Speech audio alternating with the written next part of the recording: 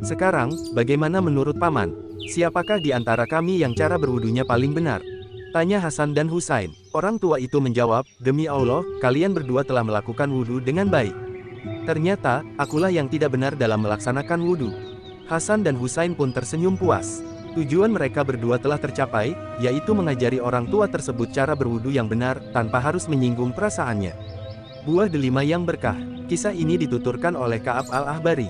Ketika Fatimah al-Zahra sakit, ia ditanya oleh sang suami, Ali bin Abi Thalib, "Wahai Fatimah, adakah engkau menginginkan sesuatu?" "Wahai suamiku, aku ingin sekali buah delima," jawab Fatimah. Ali termenung, ia tidak memiliki uang sedikit pun.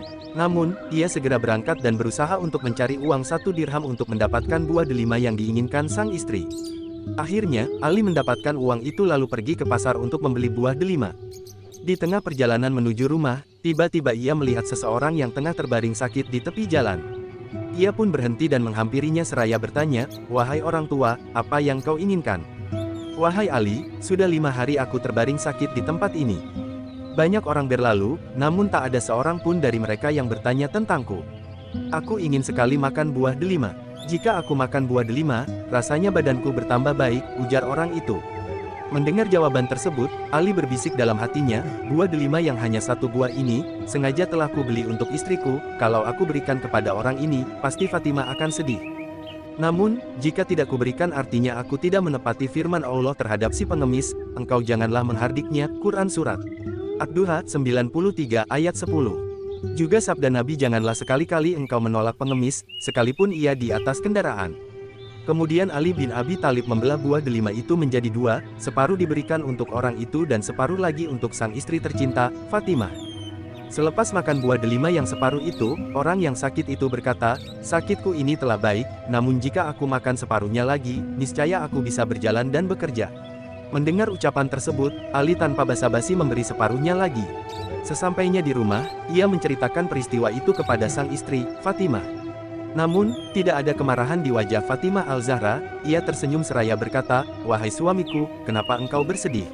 Demi Allah, ketika engkau memberikan buah delima kepada orang tua itu, maka puaslah hatiku dan lenyaplah keinginanku pada buah delima tersebut." Mendengar ucapan sang istri, tentu saja Ali merasa senang sekali. Tak lama kemudian, pintu rumah diketuk oleh seseorang. "Siapakah di luar?" tanya Ali. "Aku Salman Al-Farisi," jawab orang yang mengetuk pintu. Usai pintu dibuka, Ali melihat Salman membawa sebuah wadah tertutup dan diletakkan di depan Fatimah. "Dari manakah ini, wahai Salman?" tanya Ali. "Aku mengantarkannya untukmu dari Allah Subhanahu wa Ta'ala melalui perantaraan Rasulullah Shallallahu Alaihi Wasallam," ujarnya. Ketika membuka penutup wadah tersebut, terlihat di dalamnya ada 9 buah delima. Ali bertanya pada Salman, "Wahai Salman, jika ini memang untukku, pasti jumlahnya 10 buah." Lalu, ia pun membacakan firman Allah, "Barang siapa membawa 1 amal kebaikan, maka baginya 10 kali lipat amalnya." Quran Surat Al-An'am 6 ayat 160. Salman Al-Farisi pun tertawa mendengarnya seraya mengembalikan sebuah delima yang ada di genggamannya. Ia berkata, "Wahai Ali, demi Allah, aku hanya sekadar menguji sejauh mana keyakinanmu terhadap firman Allah yang dibacakan barusan." Berkunjung ke rumah Fatimah. Kisah ini dituturkan oleh Imran bin Husain yang punya kedudukan khusus terhadap Rasulullah Shallallahu Alaihi Wasallam. Suatu hari, Rasulullah Shallallahu Alaihi Wasallam berkata kepadaku, "Wahai Imran, engkau mempunyai kedudukan khusus buatku, maukah engkau kuajak berkunjung ke rumah putriku, Fatimah?" Aku menjawab, "Demi kemuliaan ayah ibuku, tentu saja mau dan senang."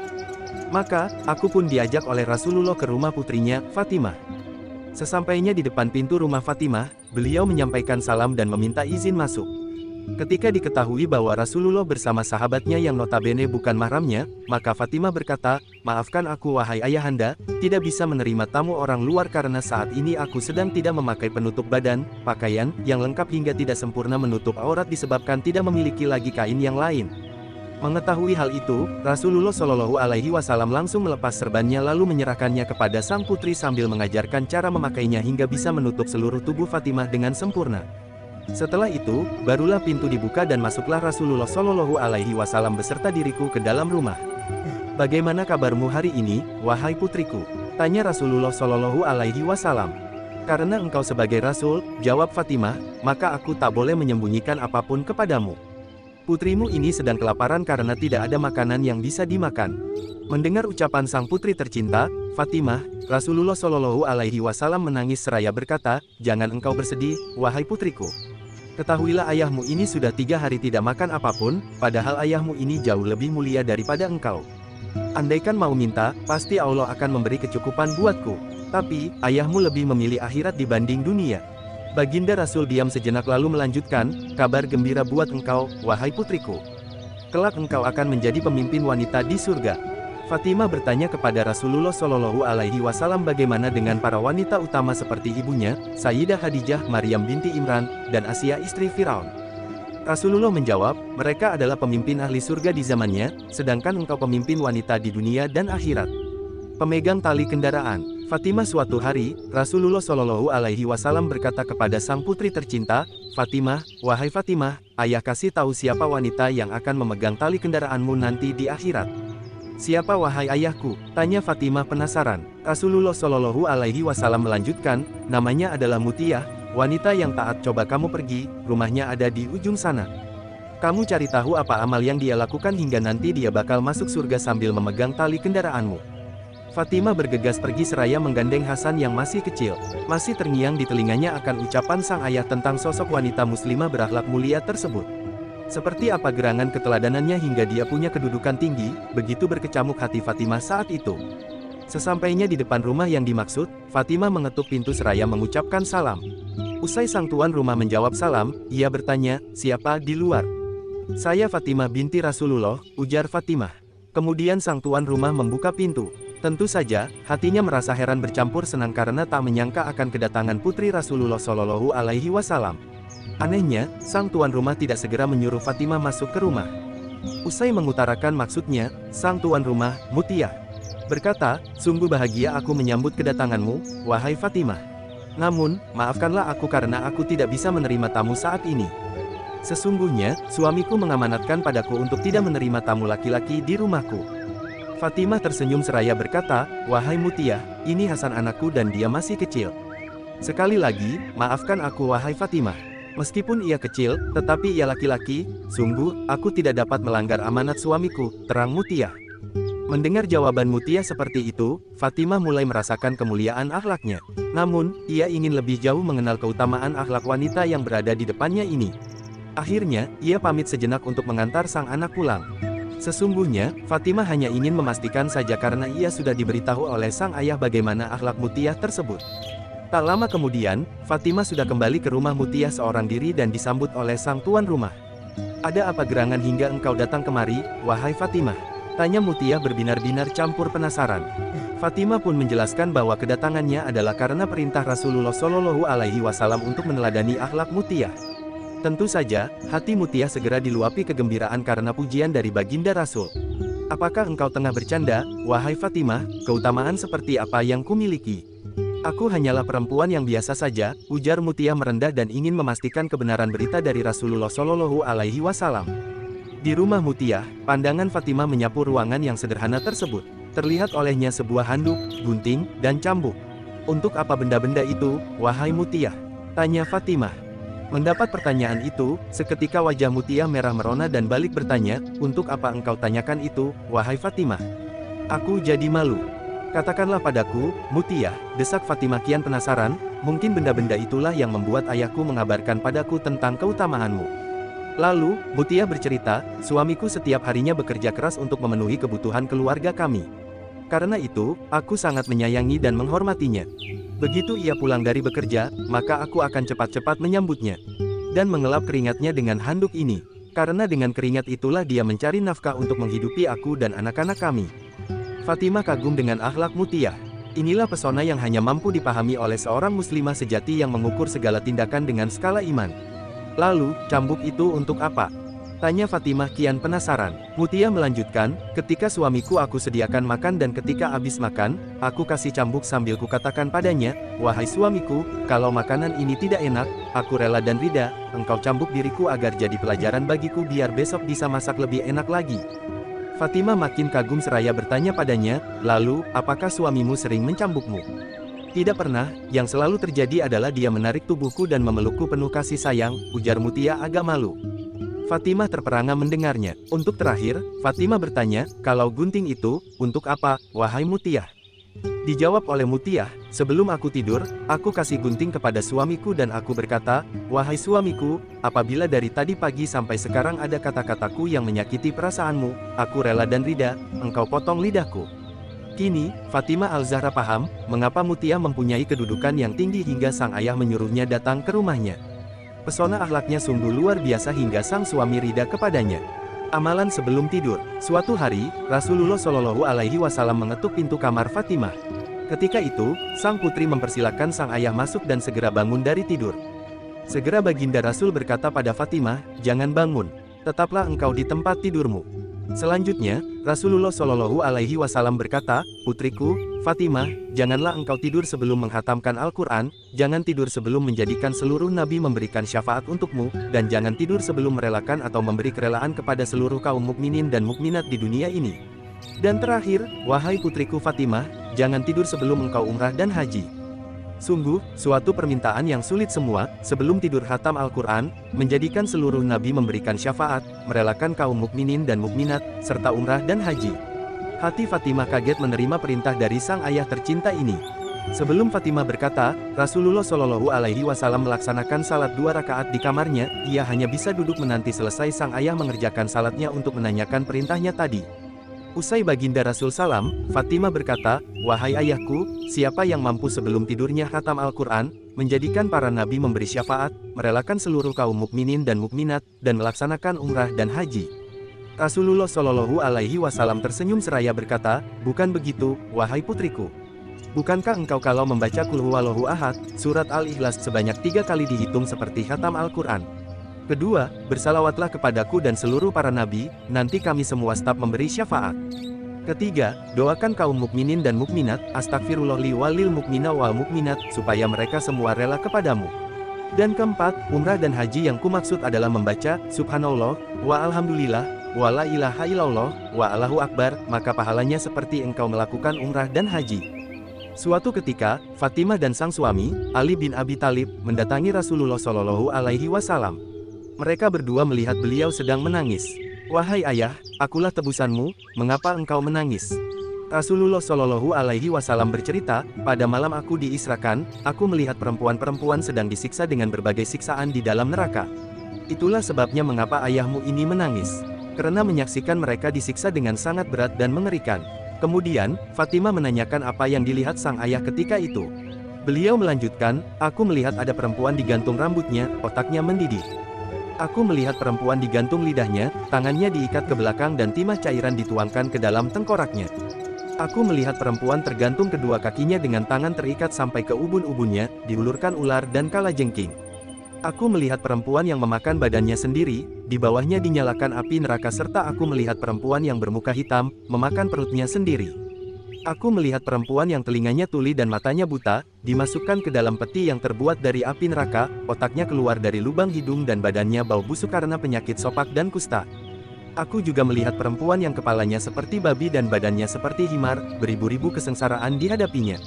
Dan, aku melihat perempuan yang rupanya seperti anjing, sedangkan api masuk melalui mulut dan keluar dari duburnya, sementara malaikat memukulnya dengan gada dari api neraka. Mengapa mereka disiksa seperti itu, wahai ayahku? Tanya Fatimah penasaran sekali. Rasulullah Shallallahu Alaihi Wasallam menjawab, wahai putriku, adapun mereka yang tergantung rambutnya hingga otaknya mendidih adalah wanita yang tidak menutup rambutnya sehingga terlihat oleh laki-laki yang bukan muhrimnya. Perempuan yang digantung susunya adalah istri yang menyusui anak orang iain tanpa seizin suaminya. Perempuan yang tergantung kedua kakinya ialah perempuan yang tidak taat kepada suaminya, ia keluar rumah tanpa seizin suaminya, dan perempuan yang tidak mau mandi suci dari haid dan nifas. Perempuan yang memakan badannya sendiri ialah karena ia berhias untuk laki-laki yang bukan muhrimnya dan suka mengumpat orang lain. Perempuan yang memotong badannya sendiri dengan gunting api neraka karena ia memperkenalkan dirinya kepada orang lain yang bukan muhrim dan dia bersolek supaya kecantikannya dilihat laki-laki yang bukan muhrimnya. Perempuan yang diikat kedua kaki dan tangannya ke atas ubun-ubunnya, lalu ular dan kalajengking datang menggigit dan menyiksanya karena ia salat, tapi tidak mengamalkannya dan tidak mau mandi junub. Perempuan yang kepalanya seperti babi dan badannya seperti himar ialah tukang umpat dan pendusta. Perempuan yang menyerupai anjing ialah perempuan yang suka memfitnah dan membenci suami. Mendengar keterangan itu dari sang ayah, Fatimah dan sang suami, Ali, menangis. Sebenarnya, tidak sedikit kaum laki-laki juga yang masuk neraka. Ayah-ayah yang membiarkan anak perempuannya tidak memakai kerudung dan mengumbar aurat di depan orang lain. Dalam sebuah kesempatan, Baginda Rasul pernah mengingatkan, neraka diperlihatkan kepadaku. Aku melihat kebanyakan penghuninya adalah kaum wanita, hadis riwayat Ahmad. Fatimah melihat sang ayah kurus dan pucat. Suatu hari, Rasulullah Shallallahu Alaihi Wasallam ditemui oleh malaikat Jibril. Beliau bertanya, "Ada apa wahai Jibril?" Jibril menjawab, "Wahai Muhammad, sesungguhnya hari ini Allah Subhanahu wa Ta'ala sedang mengobarkan nyala api neraka dan seluruh malaikat amat ketakutan. Mereka tidak tahu harus bagaimana. Untung, aku ingat bahwa engkau adalah sumber cinta dan sayang Allah Subhanahu wa Ta'ala kepada alam semesta. Dengan alasan itu aku kesini, bertabaruk dengan cinta Allah kepada dirimu." Rasulullah Shallallahu Alaihi Wasallam terdiam beberapa saat, kemudian bertanya lagi, "Wahai Jibril, ceritakan padaku bagaimanakah neraka itu sesungguhnya?" Jibril menjawab, "Wahai Muhammad, neraka itu bagaikan lubang-lubang yang terdiri dari 7 tingkat. Jarak antara satu lubang dengan yang lainnya adalah perjalanan 70 tahun. Lubang yang paling bawah adalah yang paling panas." Baginda Nabi meneruskan pertanyaannya, "Lalu, siapakah penghuni lubang-lubang neraka itu, wahai Jibril?" Jibril menjawab, "Lubang yang paling bawah diciptakan untuk orang-orang munafik, lubang berikutnya untuk penyembah berhala, lalu untuk penyembah bintang dan matahari." Jibril terus menerangkan penghuni tingkatan neraka hingga lubang yang kelima tempatnya umat Yahudi dan yang keenam dihuni oleh umat Nasrani. Setelah menjelaskan penghuni 6 tingkatan neraka, Jibril diam cukup lama. Rasulullah Shallallahu Alaihi Wasallam penasaran dan bertanya lagi, "Wahai Jibril, siapakah penghuni neraka yang ketujuh?" Jibril diam tidak menjawab. Baginda Rasul mengulang pertanyaannya, tapi Jibril tetap diam. Beliau tambah penasaran dan mendesak Jibril agar menjawab pertanyaannya. Akhirnya, Jibril pun berkata, "Umatmu, wahai Muhammad, mereka itu para pelaku dosa besar di kalangan umatmu yang sampai mereka mati belum sempat bertobat." Mendengar jawaban Jibril tersebut, Rasulullah Shallallahu Alaihi Wasallam langsung jatuh pingsan. Jibril merangkulnya dan meletakkan tubuh beliau di atas pangkuannya. Tak berapa lama, beliau siuman dan langsung menangis bersimbah air mata. Dengan terisak-isak, beliau mempertegas pertanyaannya, "Wahai Jibril, apakah benar ada di antara umatku yang masuk neraka?" "Benar, wahai Muhammad," jawab Jibril, "yaitu pelaku dosa besar di antara umatmu yang belum bertobat." Setelah itu, Rasulullah Shallallahu Alaihi Wasallam langsung menghadap kiblat dan sujud kepada Allah Subhanahu wa Ta'ala dalam isak tangisnya. Sesekali dengan suara pelan beliau membisikkan kata-kata, "Umati ya Rab, umati, umati, umati." Beliau Shallallahu Alaihi Wasallam tidak mengangkat kepalanya dalam keadaan seperti itu selama 3 hari 3 malam, kecuali setiap Bilal bin Rabah mengumandangkan azan, barulah beliau bangkit untuk menjadi imam dan setelah itu kembali sujud lagi. Pada hari ketiga, Abu Bakar menyadari hal ini. Ia mengetuk pintu rumah Rasulullah Shallallahu Alaihi Wasallam dan mengucapkan salam 3 kali, namun tidak ada jawaban. Abu Bakar sedih dan berseru di depan pintu Nabi, "Apakah ada jalan untuk masuk ke rumah Rasulullah?" Tetap tidak ada jawaban. Lalu, ia menangis dan melangkah pulang. Di jalan, Abu Bakar bertemu Umar bin Al-Khattab. "Mengapa engkau menangis, wahai Abu Bakar?" tanya Umar. Abu Bakar lalu menceritakan keadaan Rasulullah Shallallahu Alaihi Wasallam. Maka, Umar pun melangkah menuju rumah Nabi dan terjadilah hal yang sama. Umar pun pulang dan menangis. Di jalan, Umar bertemu Salman Al-Farisi. Dengan terisak-isak, Umar bercerita kepada Salman hingga membuat dia amat sedih, namun dia tidak berani mengulangi hal yang sama. Kemudian, Salman melangkah menuju rumah Fatimah dan menceritakan hal tersebut. Setengah berlari, Fatimah menuju rumah sang ayah dan mengetuk pintu seraya mengucapkan salam. Mendengar suara lembut putri tercinta, sejuklah dada Rasulullah Shallallahu Alaihi Wasallam. Beliau bangkit dari sujud dan membuka pintu. Alangkah terkejutnya Fatimah melihat sang ayah yang amat kurus dan pucat. Fatimah memeluk sang ayah lalu menangis, "Wahai ayahanda, apa yang terjadi? Mengapa engkau amat sedih seperti ini?" Rasulullah Shallallahu Alaihi Wasallam kembali menangis dan berkata dengan suara lirih, "Wahai Fatimah, belahan jiwaku, bagaimana mungkin ayahmu ini tidak sedih sedangkan Jibril mengatakan akan ada kelak dari umatku yang masuk neraka?"